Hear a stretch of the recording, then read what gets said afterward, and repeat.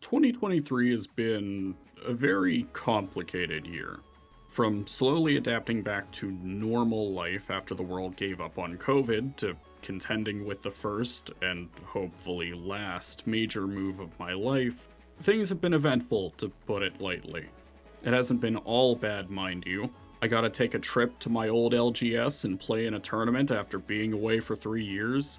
And moving out of the house that was literally falling apart around me was something I'd been looking forward to for ages. And now that I'm finally here in a new home with a slightly more dedicated workspace, it feels good. However, this all came at the cost of my ability to focus on and work on videos. It was a necessary step back in the long run, I realize that. But looking at my studio app and only seeing a small handful of uploads still stings. Especially when I'd had so much I wanted to do, so many games to talk about. But that'll just have to wait till the new year. As is tradition around these parts, I want to take a look back at the games of note that I played this year. This gives me the chance to highlight games that I didn't get the chance to talk about at length, or otherwise wouldn't feel inclined to, as well as reflect on the games I did talk about in dedicated videos to see if my outlook on them has changed since then. And despite the added stress and bustle, I managed to play roughly the same number of games as I did last year, but given my lack of consistent funds, a decent chunk of them were forced to be either budget-friendly or outright free-to-play with a few exceptions, that I was at least mostly confident in taking the plunge on.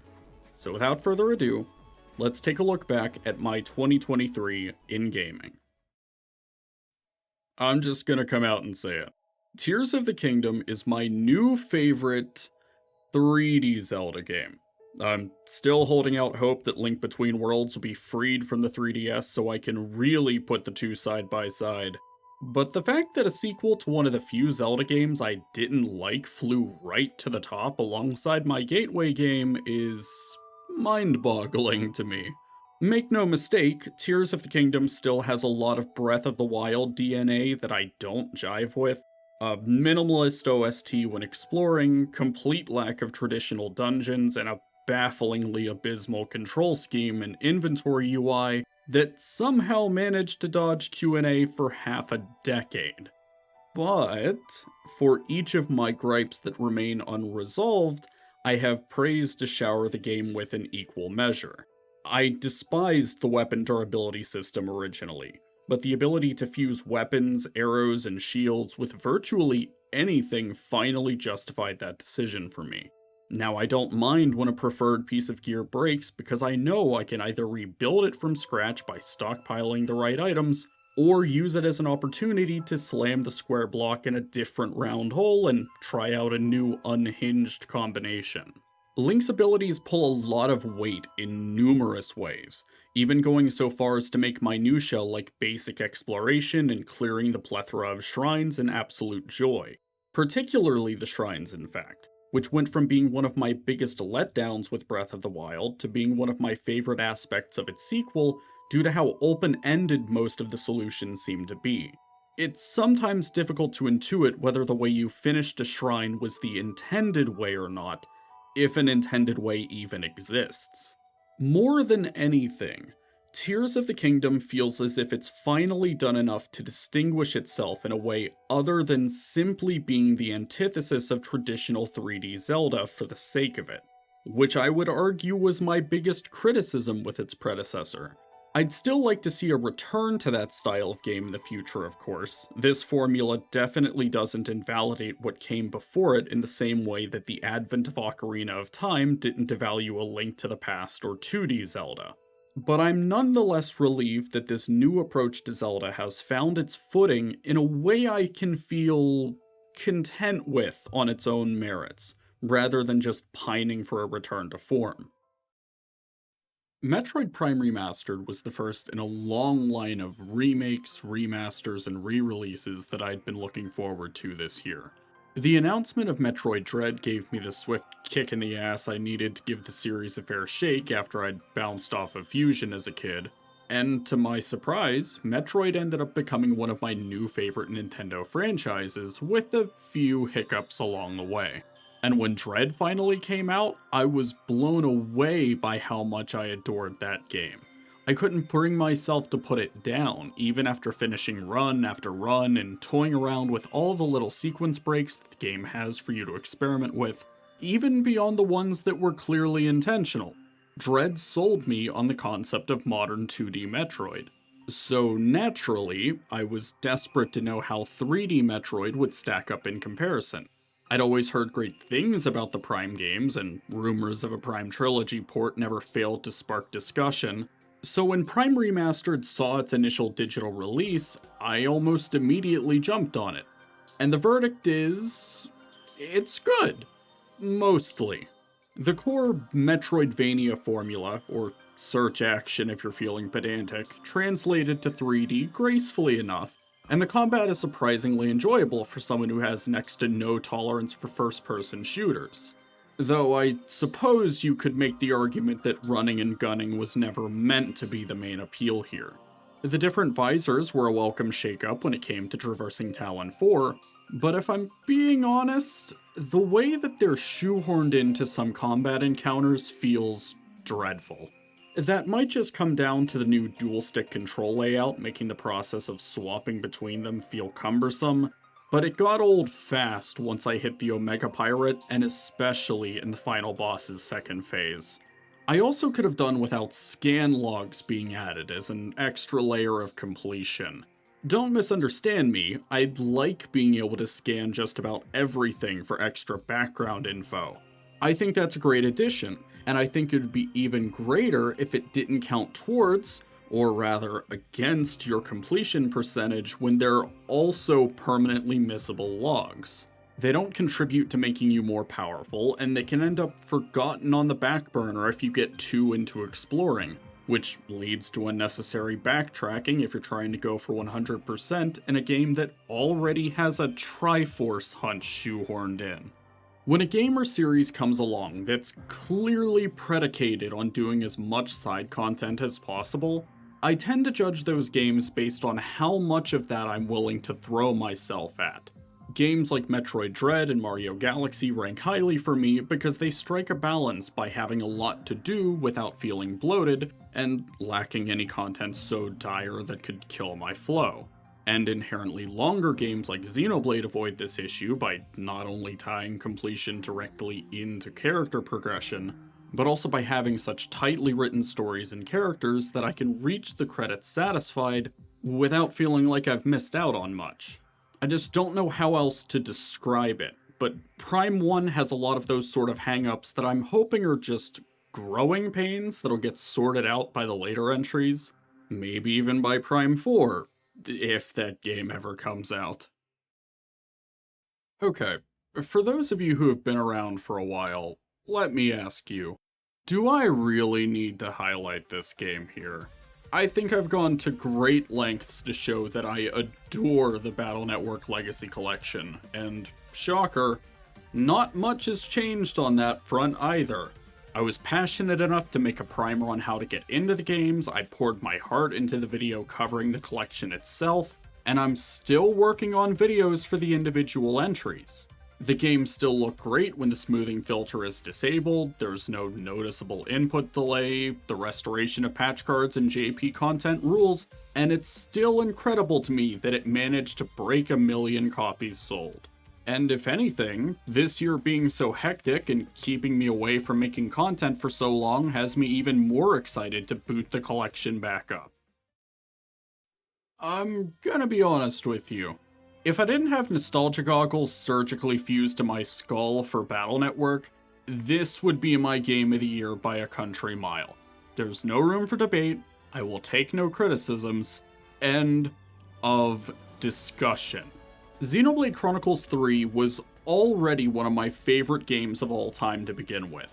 I binged it harder than I've ever marathoned a game before, laughed my ass off, bawled my eyes out, and felt just about every emotion imaginable by the time I rolled the credits.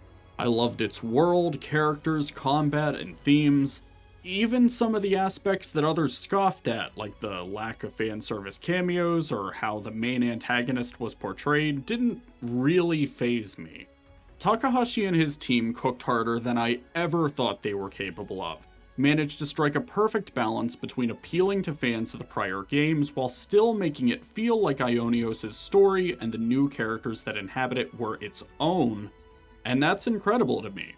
I couldn't have asked for a better conclusion to one of my favorite trilogies in gaming.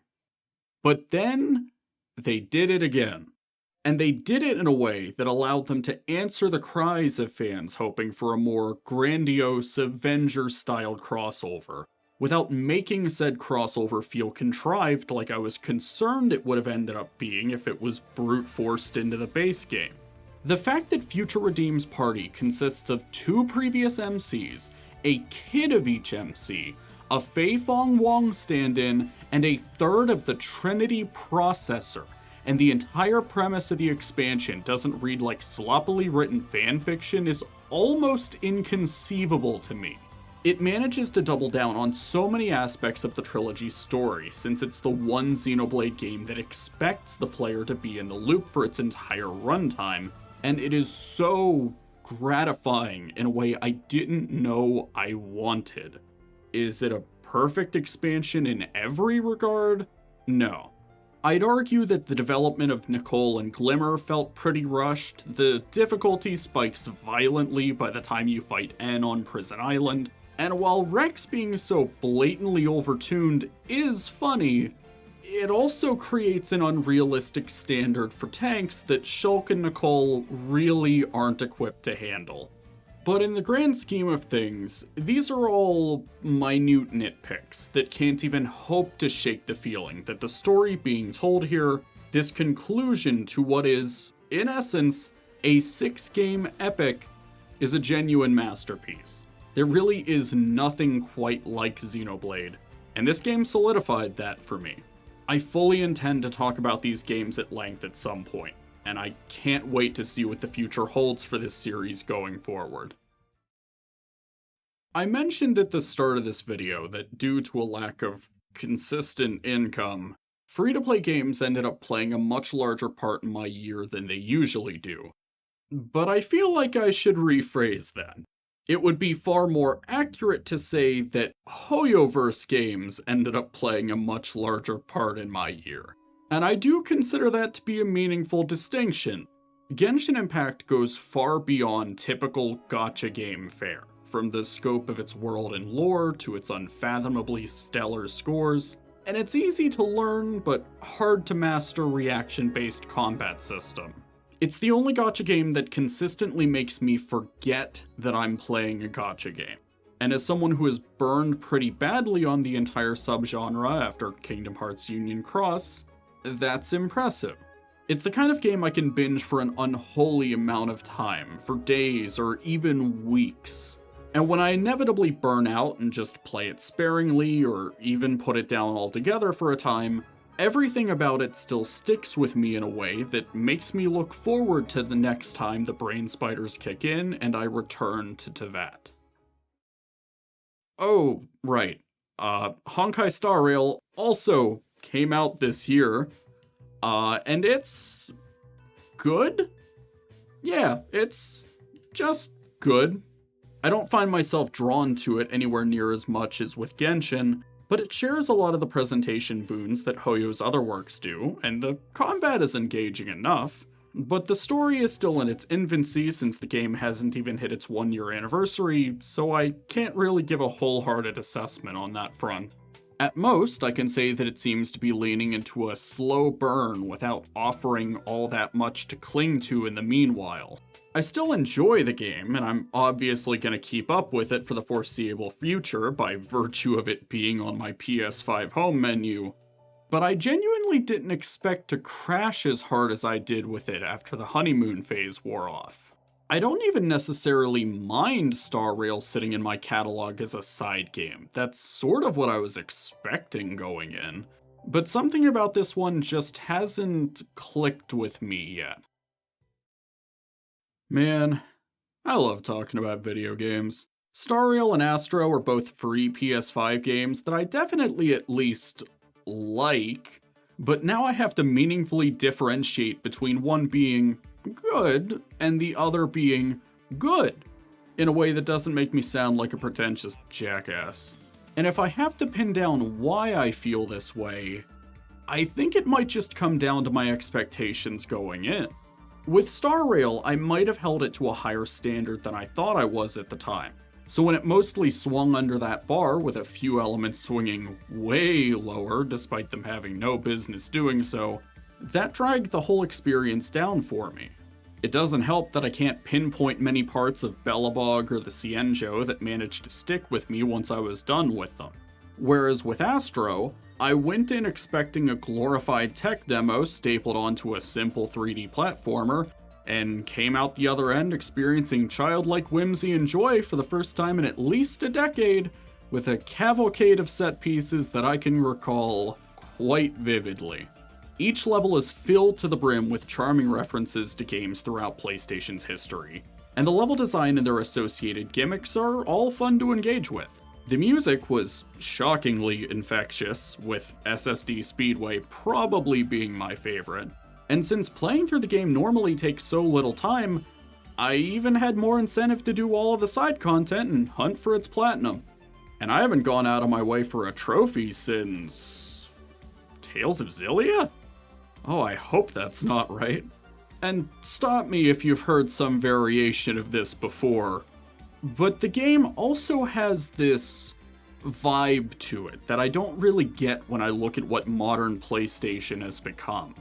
Granted, I grew up primarily as an RPG kid, so I don't exactly have much nostalgia for series like Ape Escape, Sly Cooper, or Jak and Daxter. But Astro is just so out of left field for a company that only seems interested in funding safe, cinematic Western blockbuster sort of experiences. I'm not even saying I dislike those kind of games, but that sort of brand gets old real fast if you can't supplement it with a wider variety. And Astro's Playroom is exactly that breath of fresh air for me as someone who is late to the PS5 party.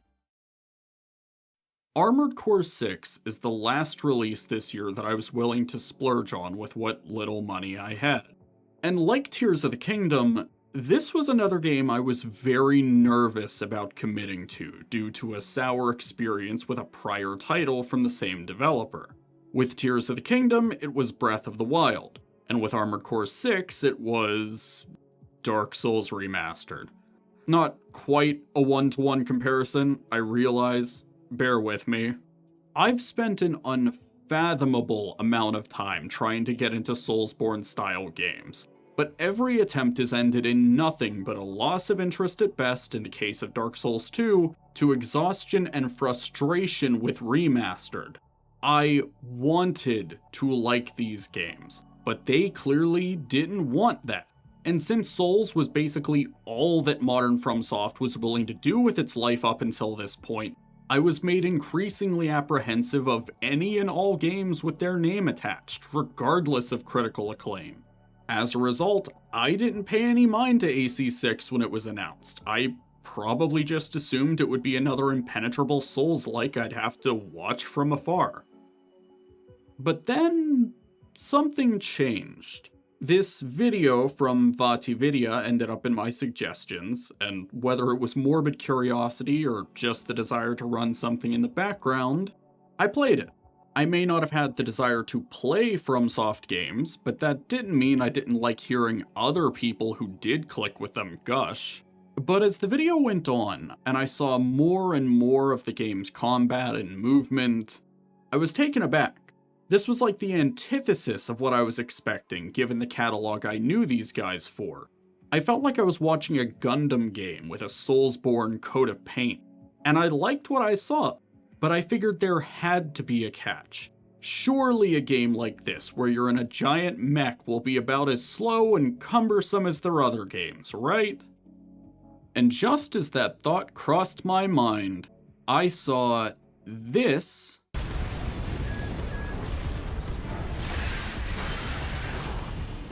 and was instantly sold. Something snapped in my brain. I played that clip over and over in disbelief of what I was seeing and could feel the biggest grin had formed on my face. I needed this game in my veins now. I wanted to do shit like this. I didn't care if it was gonna be a hard game, and I didn't care that it was going to be full priced at a time when I probably shouldn't have been able to afford it.